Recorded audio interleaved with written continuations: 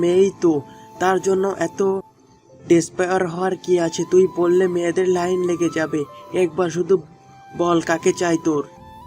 প্রশস্ত সোফায় শরীরটা এলিয়ে দিয়ে বলে আরশাদের বন্ধু তথা সেক্রেটারি পল্লব। আরশাদের অজস্র মাথা খারাপ করে দেওয়ার আবদার পূরণ করার অভ্যাস আছে তার, আর তা গোপন রাখার দায়িত্বে একেবারে অবহেলাই করে না। আরশাদের সাথে জড়িয়ে কোনো কথা মিডিয়াতে যাতে কোনোভাবেই যেতে না পারে সেদিকে তার বিশেষ দৃষ্টিপাত থাকে, আর সেটাই তো বহু বছর যাবৎ সুনিপুণভাবে পালন করে আসছে। তাই তো আরশাদের হেড ব্যাড হ্যাবিটগুলোর সম্পর্কে আজও সাধারণ জনগণ জানতেই পারেনি। আরশাদের চোখ মুখ শক্ত হয়ে এলো, অস্থির হয়ে উঠল ওর অন্তর্কর। আরশাদ অনেকটা চাপা সরেই বলল, আমি এত কথা শুনতে চাই না তোর কাছ থেকে পল্লব। আমি মেয়েটার সম্পর্কে সব জানতে চাই। ঠিকানা জোগাড় কর, কোথায় থাকে, কি করে, পরিবারে কে কে আছে সব। স্পেশালভাবে এই মাহাত সম্পর্কেও পুরো ডিটেলস চাই আমার। তুই তো বললি মেয়েটা ছোট, তোর রুচির সাথে যায় না, তাহলে এখন কি হলো? আরশাদের চোখ মুখ শক্ত হয়ে এলো, অস্থির হয়ে উঠল ওর অন্তর্করণ। আরশাদ অনেকটা চাপা সরে বলল, জবাব দেয় না আরশাদ, শুধু রহস্য হাসে। যেখানে নারী মানে ঝরনাময়ী, সেখানে এত নিষ্পাপ প্রাণোচ্ছল সরল কোনো নারী হতে পারে তা পদ্মকে না দেখলে হয়তো বিশ্বাসী হতে পারত না আরশাদ। এমন নারী দুর্বল সায়রের মতো নীল গভীরে নয়নে পার্থিব সারল্য, তার মোমের মতো মসৃণ গাত্র যেন অতি স্পর্শকাতর, স্পর্শ মাত্রই গলে যাবে বলে আশঙ্কা মন। প্রথম দিন যাকে দেখে কয়েক মুহূর্তের নিমিষে নিস্তব্ধ হয়ে গিয়েছিল আরশাদ, সেই মেয়েটা পদ্ম। তবে মেয়েটাকে দেখে সেদিন ওর শরীরে জাগেনি অদ্ভুত, বরং পরম যত্নে ঘুমিয়ে থাকা হৃদয়টা তাড়াত করেই জেগে ওঠে। ঘাড় ঘুরিয়ে পল্লবের দিকে অনিমিষ লোচনে তাকায় আরশাদ, চোখের পলক ফেলে ধর্নাত্মক সুরে বলে, সব কিছুর কারণ হয় না পল্লব, শুধু মনে রাখ, আমার 1000 বছরের মরুভূমির জমিতে কেউ এক পশলা বৃষ্টি হয়ে নেমেছে। তার কাছে আমি নতুন করে জীবনের মানে খুঁজে পেয়েছি। ও আশেপাশে থাকলে জটিল সব কিছু কেমন তুচ্ছ মনে হয়, জীবনটাও সুন্দর লাগে। কুৎসিত জিনিসের মাঝেও প্রাণের দেখা মেলে। একটা জাদুর কাঠি আছে ওর মধ্যে, সংস্পর্শে এলেই জীবনের অর্ধেক টেনশন কেমন গায়েব হয়ে যায়। আরশাদ একটু থামে, এবার মনে মনেই ভাবে মেয়েটার চেহারা ভুলে নিও, ভুলতে পারবে বলেও মনে হয় না। মেয়েটা যেন ওর শিরায় শিরায় প্রথিত হচ্ছে, যা এখনও বোঝে। প্রথমে নিজের হ্যালুসিনেট মনে করে উড়িয়ে দিতে চেয়েছিল, দ্বিতীয়বার দেখা হবার কোনো চান্স নেই বললেই চলে। কিন্তু ভাগ্য প্রসন্ন, 1 মাসেই ওদের 2বার দেখা হয়ে গেল। কোনোদিন ভাগ্য বিশ্বাস না করা আরশাদ কেন জানি আজ ভাগ্যকে মানতে ইচ্ছে করছে। ওর বিশ্বাস খুব শীঘ্রই ওদের আবারও দেখা হবে। পদ্ম বসে টেলিভিশনে মুভি দেখছে, রোমান্টিক মুভি। আজকাল রোমান্টিক মুভির প্রতি ঝোঁক বেড়েছে ওর। রূপকে বেশি বেশি করে রোমান্টিক মুভি আর বই পড়তে বলেছে, এতে যদি ওর একটু বুদ্ধি বাড়ে। 2-4টে বইও ক্লাস থেকে ধার হিসেবে চেয়ে নিয়ে এসেছে বাড়িতে পড়বে বলে। আজও ভালোবাসার একদম পিএইচডি অর্জন করেই ছাড়বে। অনুভূতিতে পদ্ম এত কাঁচা কেন? এ তো কিছুদিন পর ও 15তে পড়বে। ওর বয়সের ছেলে মেয়েদের ইতিমধ্যেই প্রেম হয়ে ব্রেকআপ পর্যন্ত হয়ে গেছে, অথচ মাহাত ভাই ওকে এখনো বাচ্চা বানিয়েই রাখতে চায় সবার কাছে। এই দুঃখের কথা ও কাকে গিয়ে বলবে? সবাই বলে পদ্মগাথা বেকুব, কিছু বোঝে না। এই তো সেদিনের কথা, দীপ্ত নামের ছেলেটা ওকে একটা প্রেমপত্র দেয়। অন্যান্য মেয়েদের মতো তখন ওর লজ্জা পাওয়ার কথা, কিন্তু ও বেচারা লজ্জার সম্পর্কে পূর্বগত কোনো ধারণাই নেই, তাই লজ্জা টজ্জা তাকে দিয়ে আশা করা বেকুবি।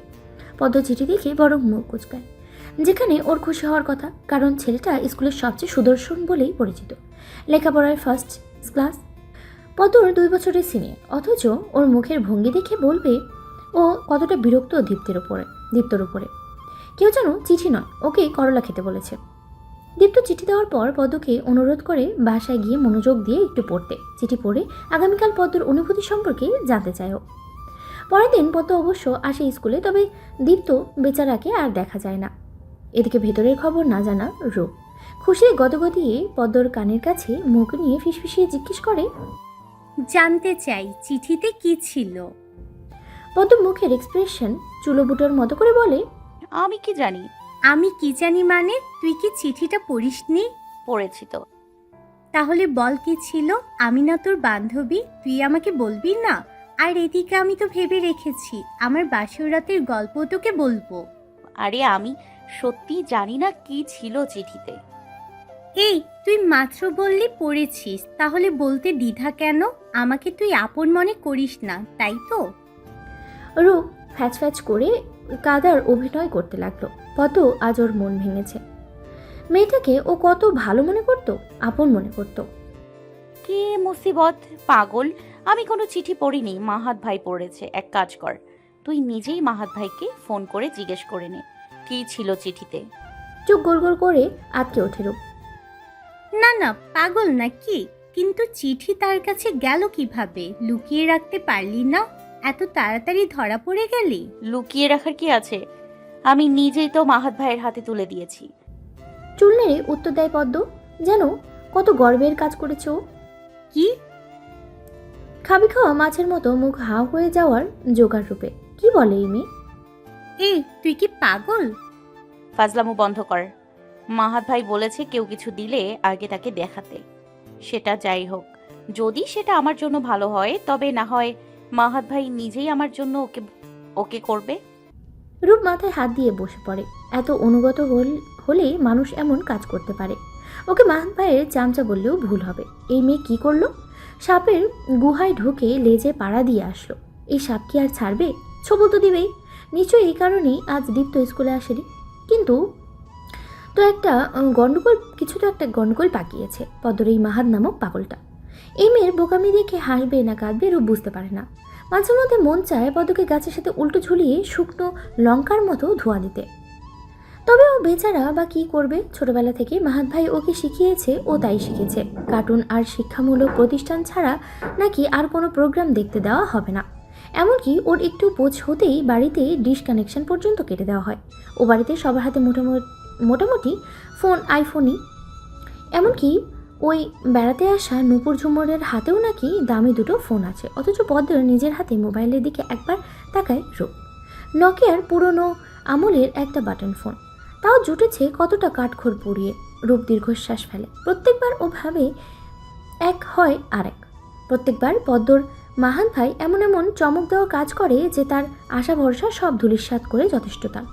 মাহাত ভাই কি পারতো না ওকেও একটা ভালো ফোন কিনে দিতে? অবশ্যই পারতো, কিন্তু কিপটামি যত সব ওদের পদ্মর জন্য। রূপ পদ্মকে আরশাদের ছবিগুলো দেখার পরামর্শ দিয়েছে। রোমান্টিক হিরোদের মধ্যে আরশাদের নামই প্রথমে আসে। তার প্রত্যেকটি ছবি রোম্যান্সে ভরপুর। তাই এই মুহূর্তে আরশাদি পারবে পদ্মকে কিছুটা রোমান্টিক বানাতে। কিন্তু বেচারি দেখবে কিভাবে? বাড়িতে ডিশ অ্যান্টেনা নেই, ওয়াইফাই কানেকশন আছে, তবে ওর হাতের মোবাইলে এটা অচল। তাই বাধ্য হয়ে বিটিভিতে চলা শাবানা আলমগীরের প্রেম ভালোবাসা গিলছে। শাবানা কত কষ্ট করে সংসার করছে। পদ্মর ভীষণ কষ্ট হচ্ছে শাবানার কষ্ট দেখে। এমনকি ছবি দেখতে দেখতে নিজের দীর্ঘশ্বাস ফেলছে বারবার। ভালোবাসার কত কষ্ট, তবুও মানুষ কেন যে ভালোবাসতে যায়?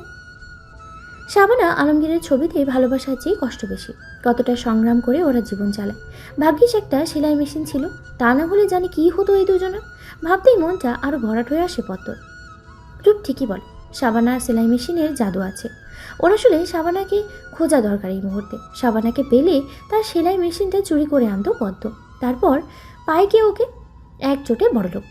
তখন একটা কেন 10টা আইফোন ওর হাতের মুঠোয় হতো। ও কাউকে একটাও দিত না। বসে বসে তখন লেটেস্ট মুভিগুলো দেখতে পেত। মাহাত সন্ধ্যার পরপরই বাড়িতে ফিরল, আর এসেই ধপ করে বসে পড়ল সোফায়। ক্লান্তিতে মাথাটা এলিয়ে দিল পেছনে। ও দৃষ্টি উপরের বানে। মাথায় অজস্র চিন্তা এলোমেলোভাবে খেলা চলছে। পাশেই বসেছিল পদ্ম। ওকে টিভির ভিতরে এতটা মগ্ন হতে দেখে মাথায় একটা টোকা দিয়ে বলল, সারাক্ষণ টিভি দেখলে পড়াশোনা কখনো হবে? তোর না সামনে পরীক্ষা, আর তুই এখানে বসে এসব গাঁজাখুরি ছবি গিলছিস? মায়ের কি এখন খাবি নাকি পরীক্ষার পর? পদ্ম বিরক্ত হলো। ইন্টারেস্টিং সিন চলছিল, ওর চোখ মুখ সব সিরিয়াস। তখনই কি মাহাত ভাইকে বাম হাত ঢুকাতে হলো? টিভি থেকে দৃষ্টি সরিয়ে মাহাতের দিকে তাকালো পদ্ম। হঠাৎ যেন কি হলো, ওর বুক ধকধক করতে লাগলো। মাহাতের শরীর থেকে আসা বেলফুলের কড়া পারফিউমের গ্রানে পদ্মর নাসারঞ্জ উথাল পাতাল শুরু হলো। এমন তো আগে কখনো হয়নি, তাহলে আজ কেন হলো? নিশ্চয়ই এগুলো রূপ মেয়েটার উল্টোপাল্টা কথার কারণে। সারাদিন মাহাত ভাইকে নিয়ে উল্টোপাল্টা চিন্তা ওর মাথায় ঢুকালে এমন তো লাগবেই। নিজের অনুভূতিকে পদ্ম এক ঝটকায় হাওয়ায় উড়িয়ে দিল। এমন চিন্তাভাবনা আজও কোনোদিন মনে আছে? না, নেই। তবে তাহলে রূপ যে বলে অনুভূতি না থাকলে জেলাস ফিল হয় না। আর ওর মনে যদি তেমন কিছু নাই থাকে, তাহলে আলু আপুকে মাহাত ভাইয়ের কাছাকাছি দেখলে ওরা তো খারাপ লাগতো কেন? তাহলে কি ও সত্যি মাহাত ভাইয়ের প্রেমে পড়েছে? নিজেকে নিজেই প্রশ্ন করছে পদ্ম, কিন্তু উত্তর পায় না কোনো। কাঁধে উপস্থিতি স্পর্শ অনুভব চকিত হয় পদ্ম। ঘাড় ফিরিয়ে দেখতে পায় দুজোড়া উৎসুক ও কৌতূহলী চাহনি, যা ওর দিকে তীক্ষ্ণ তীর নিক্ষেপ করছে। তৎক্ষণাৎ নিজের গভীর আয়ত নজর জোড়া মাহাদের উৎসুক মুখশ্রী হতে সরিয়ে নিয়ে সম্মুখে ব্যস্ত হয়। নিজের অস্থিরতা কাটিয়ে স্বাভাবিক হয়, মুখের রং পাল্টিয়ে মৃদু হেসে পদ্ম। মাহাদ বিচলিত কণ্ঠে জিজ্ঞেস করে, কি হয়েছে ফুল? শরীর খারাপ করছে না তো? মাহাত ব্যতিগ্রস্ত হয়ে পদ্মর কপাল, গাল, গলা ছুঁয়ে দেখে। হঠাৎ করে শান্ত মুখটা কেমন ফ্যাকাশে প্রাণহীন হয়ে ওঠে ওর। অন্যদিকে আচানক এমন স্পর্শে ঝিমুনি দিয়ে ওঠে পদ্মর শরীর। একটা ভালো লাগার উষ্ণতা ছড়িয়ে পড়ে ওর কোমল মনে। সবটা কেমন এলোমেলো লাগে নিজেকে। পদ্মর চোখ দুটো টলমল করে ওঠে অজানা কিছু খুশিতে। মাহাত ভ্রু কুঞ্চিত করে পদ্মর দিকে তাকায়। অস্থিরতা জেঁকে ধরে ওকে পদ্মকে অস্বাভাবিক আচরণ করতে দেখে এক হাতে কাছে টেনে নেয়। মেয়েটা হয়তো বাড়ির সব ঘটনা জেনে গেছে, তাই হয়তো এমন অদ্ভুত আচরণ করছে। সবাইকে কত করে বুঝিয়েছে মাহাত মেয়েটাকে পরিবারের ক্লেশ থেকে দূরে রাখতে। এসব ঝামেলা কেবল ওর, আরও নিজেই এসব সমাধান করবে। এতে বিন্দু পরিমাণ আজ আসতে দেবে না পদ্মর উপরে। যেখানে ওর পদ্মর কোনো দোষই নেই, তাহলে কেন পদ্ম মিছে মিছে কষ্ট পাবে? ব্যথাদূর শ্বাস ফেলে মাহাত। নরম করেই চাহনি, স্নেহের পরশে হাত বুলিয়ে দেয় মাথায়। মন ভরা কণ্ঠে বলে, এত কি ভাবছিস ফুল? আমি তো আছি। আমি থাকতে তোকে কোনো টেনশন করতে হবে না। তুই শান্ত হ সোনা। সেই ছোট্টবেলা থেকে ও কেবল এই মাহাত ভাই পুরুষ নামক পুরুষটারই ছায়াতরুণীর আশ্রয়ে বেড়ে উঠেছে। মানুষটা ওকে আগলে রেখেছে, কখনো শাসন করেছে, কখনো আদর, ভালোবাসার কমতি ছিল না সেখানে। মাহাত ছাড়া ও সত্যি অন্য কোনো পুরুষের সাথে এতটা ফ্রি হতে পারে না, এমনকি আকাশ ভাইয়ের সাথেও না। সবসময় একটা ডিস্টেন্স মেনটেন করে রাখে সবার ক্ষেত্রে। অথচ এই ডিস্টেন্স মেনটেন ব্যাপারটা মাহাদের বেলায় প্রযোজ্য নয়। পদ্ম যখন তখন মাহাদের কোল ঘেঁষে বসতে পারে, এমনকি মাহাদের সাথে এক বিছানায় ঘুমাতেও দ্বিধাবোধ করে না। এটা ভিন্ন একটু বড় হওয়ার পর। মাহাত কখনো ওর সাথে থাকে না। এগুলো কি ভালোবাসা নয়? অবশ্যই ভালোবাসা।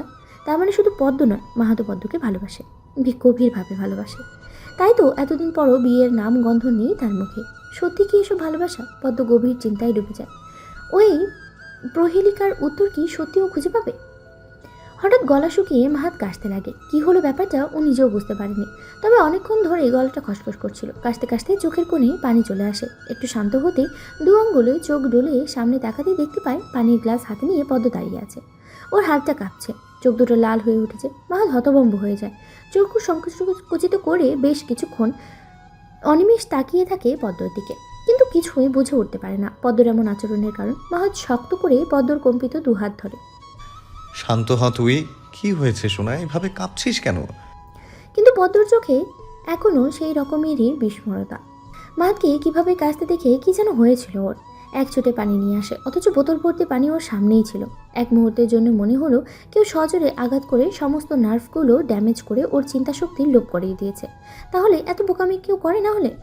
হঠাৎ পদ্মর বিবর্ণ মুখচোটার মেদুর গালে পানসে মেঘ দেখে মাহাত অস্থির হয়ে পড়ে। আবারও জিজ্ঞেস করে, কি হয়েছে আমার ফুলের? আমার ফুল কথাটা কেমন জানি গানে বাজে পদ্মর। তবে এর আগেও তো মাহাত ভাই কতবার ফুল বলেছে ওকে, কিন্তু তখন তো এমন কোনো অনুভূতি জাগেনি ওর মনে। সব কিছুই তখন স্বাভাবিক লাগতো। তাহলে আজ কেন এত ভালো লাগছে এটা শুনতে? ও মাহাত ভাইয়ের ফুল, মাহাত ভাইয়ের সরোজিনী। সত্যি কি ও হতে পারবে মাহাত ভাইয়ের হৃদয়ের সরোজিনী? তবে পদ্ম মুখে কিছুই বলতে পারে না, কেমন অদ্ভুত এক দৃষ্টিতে কেবল তাকিয়ে থাকে। এই দৃষ্টি মাহাদের কাছে কেমন যেন অচেনা মনে হয়। মেয়েটি এমন অদ্ভুত আচরণ করছে কেন? পদ্ম প্রথমবারের মতো নিজের ভেতরের অনুভূতিগুলো অনুভব করতে পারছে। সে বুঝতে পারছে তার জীবনের প্রতিটি মুহূর্তে মাহাদের উপস্থিতি তার জন্য কতটা গুরুত্বপূর্ণ। বুঝতে পারছে মাহাতকে ছাড়া পদ্ম একদম নিঃস্ব। মাহাত যেন ওর জীবনের আলো, ওর প্রতিদিনের জীবনের অবিচ্ছেদ্য এক অংশ। মাহাতকে ছাড়া ওর সব কিছুই অর্থপূর্ণ। আসলে মানুষটার হাসি, তার যত্ন, তার সঙ্গে কাটানো প্রতিটি মুহূর্ত পদ্ম জীবনে ঠিক মণিমুক্তার মতো। পদ্ম যদি ওর মাহাত ভাইকে হারায়, তাহলে ওর পুরো পৃথিবী যেন সেখানেই থেমে যাবে। মাহাতকে ছাড়াও কেবলই একটা শূন্য। এখনো মনে পড়ে সেই দিনের কিছু স্মৃতি পদ্মর। সেই রাতে হঠাৎ প্রচণ্ড জ্বর আক্রান্ত হয় পদ্ম। ওর শরীর জ্বরে পড়ে যাচ্ছিল, মুখ শুকনো আর কপাল ঘামে ভিজেছিল। বাসার সবাই হঠাৎ কেমন দুশ্চিন্তায় পড়ে যায়। এক তো পদ্মর জ্বর, তার উপরে বাইরে অঝোর ধারার প্রচণ্ড বৃষ্টি হচ্ছে। এর মধ্যে না ডাক্তার আসবে রোগীকে দেখতে, না পদ্মকে নিয়ে যাওয়া যাবে কোথাও। মাহাত পদ্মর পাশেই বসেছিল। মেয়েটার সামান্য কষ্ট মাহাত সহ্য করতে পারে না। কেমন ছন্নছাড়া দেখায় তখন তাকে। এই তো সারাদিন ভালোই তো ছিল ওর ফুল, তাহলে হঠাৎ করে আবার কি হলো? মেয়েটার এই নির্লিপ্ততা মাহাদের একদম ভালো লাগে না। ওর ফুল তো প্রজাপতির মতো, যাকে চঞ্চল পাখির মতো উড়তে মানায়, এভাবে শয্যাগ্রস্ত নয়। মাহাত সারা রাত পদ্মর মাথায় ঠান্ডা পানি দিয়ে পট্টি চেপে ধরে। পদ্ম যখন অজ্ঞান থেকে অজ্ঞান প্রায় অবস্থায়, তখন মাহাত ভাইকে দেখেছে কপালে হাত রেখে নরম গলায় বলতে, তাড়াতাড়ি সুস্থ হয়ে উঠছো না? তুই অসুস্থ থাকলে আমার যে কিচ্ছুই ভালো লাগে না। মাহাদের সেই কথাগুলো পদ্ম অচেতন অবস্থায় শুনতে পায়। আর আর মনে মনেই ভাবে, এত ভালোবাসা যত্ন ওর জন্য অন্য কেউ কি অনুভব করতে পারে? কোথায়? ও তো দেখেনি বাড়ির কাউকে ওর জন্য এত কিছু করতে, এত চিন্তা করতে। অথচ এই মানুষটার মুখের অবস্থাই বলে দেয় পদ্মর সামান্য থেকে সামান্য কষ্ট সহ্য করতে পারে না। কেমন ছন্ন ছাড়া অস্থির লাগে। পদ্ম তাকিয়ে বেশ কয়েকবার দেখার চেষ্টা করে মাহাদের সেই অস্থির দৃশ্য। এই দৃষ্টিতে ওর জন্য সীমাহীন চিন্তার অনিদ্রার রজনী কাটছে মানুষটার, কিন্তু ওর অসুস্থ শরীর যেন ঝিমিয়ে ওঠে। তাই পদ্মর দেখা হয় না আর পুরুষটার পীড়াদায়ক যন্ত্রণার এই দৃষ্টি। অথচ রাতে পদ্মর তাপমাত্রা বেড়ে গেলে মাহাত নিজে ঝড় বৃষ্টি মাথায় করে বের হয় ডাক্তার আনতে। নিজের পরিচিত একজন ডাক্তারের কন্ট্যাক্ট নাম্বার ছিল ওর কাছে। যে কোনো এমার্জেন্সিতে তাকে একবার ডাকলেই পাওয়া যেত। মাহাত নিজে গিয়ে তাকে নিয়ে আসে। ডাক্তার পদ্মকে দেখে ওষুধ দিয়ে যায় আর বলে যায় 3 দিনের মধ্যে জ্বর না কমলে কিছু টেস্ট করানোর প্রয়োজন হতে পারে। তাছাড়া টেনশনের তেমন কিছুই নেই। মাহাত ডাক্তারকে পৌঁছে দিয়ে ওষুধ নিয়ে ফেরে। খুব যত্নের সাথে পদ্মকে ওষুধ খাইয়েও দেয়। পদ্ম তখনও পুরোটা জেগে ছিল না, কিন্তু ও অনুভব করতে পারছিল মাহাত ওর যত্নের কোনো ত্রুটি রাখছে না। রাত বাড়লে পদ্ম যখন ঘুমিয়ে পড়ার চেষ্টা করে, তখন দেখা যায় মাহাতকে ওর পাশে একটা চেয়ার টেনে বসে থাকতে, আর একটু পরপর পদ্মর জ্বর কমেছে কিনা সেটা বারবার হাত দিয়ে চেক করতে। ভোররাতে পদ্মর জ্বর কমলেও জেগে ওঠে এবং নিজে থেকে ধীরে ধীরে শোয়া থেকে উঠে বসার চেষ্টা করে। তবে একটা চরমপ্রদ ঘটনায় ওর মনে শীতল হাওয়া বয়ে যায়। ও দেখে তখনও মাহাত ভাই ওর হাত ধরে একইভাবে বসে আছে। পদ্ম হতভম্ব হয়ে তাকিয়ে থাকে মাহাতের দিকে। শুকনো কণ্ঠে কোনো রকমে বলে, মাহাত ভাই, তুমি ঘুমাওনি? আমি ঠিক আছি তো এখন। তাহলে তুমি শুধু শুধু সারা রাত জেগেছিলে কেন? মাহাত পদ্মর কথার কোনো উত্তর দেয় না। কপালে হাত রেখে জ্বর চেক করে বলে, এখন কেমন লাগছে ফুল? পদ্মর মনে হঠাৎই এক অদ্ভুত শিহরণ জেগে উঠল। পদ্মর জীবনে এত মমতা, আদর, ভালোবাসা এই মানুষটা ব্যতীত আর কোথাও পাইনিও। তাই তো মাহাতের প্রতিটি ছোট যত্নে নিজেকে বিশেষভাবে ভালোবাসা ও যত্নের যোগ্য মনে করে। মাহাতের উপস্থিতি তার চারপাশে যেন এক নিরাপদ আশ্রয়ের মতো মনে হয়, যেন মাহাত একটা বৃত্ত আর পদ্ম সেই বৃত্তের কেন্দ্র। কি হলো ফুল, কথা বলছিস না কেন? খারাপ লাগছে? পদ্ম নরম হেসে মাথা নাড়ায়। আমি ঠিক আছি মাহাত ভাই, তুমি একটু ঘুমিয়ে নাও। মাহাত হেসে বলে, তুই ভালো না হলে যে আমার ঘুম আসবে না সোনা। পদ্মর বুক কেঁপে ওঠে। মনে মনে ভাবে, এতটা মায়া কেবল কি শুধু দায়িত্ববোধ থেকেই করতে পারে? এই অনুভূতিটা শুধু কৃতজ্ঞতা নয়, এটা যেন তার প্রথম প্রেমের জাগরণ। পদ্মর মনের অজান্তেই এক প্রশ্ন জাগে, মাহাত ভাই, সেও কি আমায় ভালোবাসে? সে তো সবসময় ওর পাশেই থাকে, ওর যত্ন নেয়, ওকে সুরক্ষিত রাখার চেষ্টা করে। তাহলে মাহাত ভাইয়ের এত যত্ন, কেয়ার কেবলই কি দায়িত্ব, নাকি এর পেছনে সত্যি অন্য কোনো অনুভূতি লুকিয়ে আছে? মাহাদের প্রতি এতটা নির্ভরশীল পদ্ম, এতটাই সে এই অনুভূতিগুলোকে ব্যাখ্যা দিতে ব্যর্থ। ভেতরে ভেতরে প্রচণ্ড দ্বিধায় পড়ে মেয়েটা। নিজের অনুভূতি নিয়ে সে কনফিউশনে ভোগে। ওর এই অনুভূতিগুলো কি সত্যিই প্রেম, নাকি কেবল মাহাত ভাইয়ের প্রতি ওর অভ্যস্ততার ফসল? পদ্ম এই প্রশ্নের উত্তর নিজের ভিতরে খুঁজতে শুরু করে। তবুও নিজেও বুঝতে পারছে না কেন মাহাদের সব কিছু ওর মনে এত প্রভাব ফেলে আজকাল। মাহাদের প্রতিটা কথা, প্রতিটি যত্নের স্পর্শ যেন তার ভেতরে শূন্য জায়গাগুলোকে একটু একটু করে রূপ করে দিচ্ছে, পূর্ণ করে দিচ্ছে। পদ্ম নিজের মধ্যে আবেগের একটি শক্তিশালী ঢেউ অনুভব করে। প্রথমবার এই ধরনের অনুভূতি হওয়ায় সে এটিকে প্রেম বলেই মনে করতে শুরু করে। হৃদয়ের এত ভাবনার ভার আর বইতে পারল না পদ্মর দুর্বল হৃদয়। আবারও চোখে দৃষ্টি ঝাপসা হয়ে এলো। অস্ফুট স্বরে মাহাতকে জিজ্ঞেস করলো, আচ্ছা মাহাত ভাই, ভালোবাসা মানে কি শুধু দায়িত্ব নাকি অনুভূতি? ভালোবাসা কি বন্ধন নাকি স্বাধীনতা? খুব বেশি অস্পষ্ট শব্দ মাহাত শুনেও বুঝল না। বালিশের কোলে মাথা রেখে আবার ঘুমপড়িদের ছোঁয়ায় জাদুঘাটির স্পর্শ পায় পদ্মর কাজল কালো গভীর দুটো চোখ। মাহাত বোঝে কড়া ঘুমের ওষুধের প্রভাবে পদ্ম আবার ঘুমিয়ে পড়েছে। মেয়েটা যে জ্বর নেমেছে এটাই ওর কাছে অনেক। পদ্মকে ঠিকঠাক শুইয়ে দিয়ে নিজের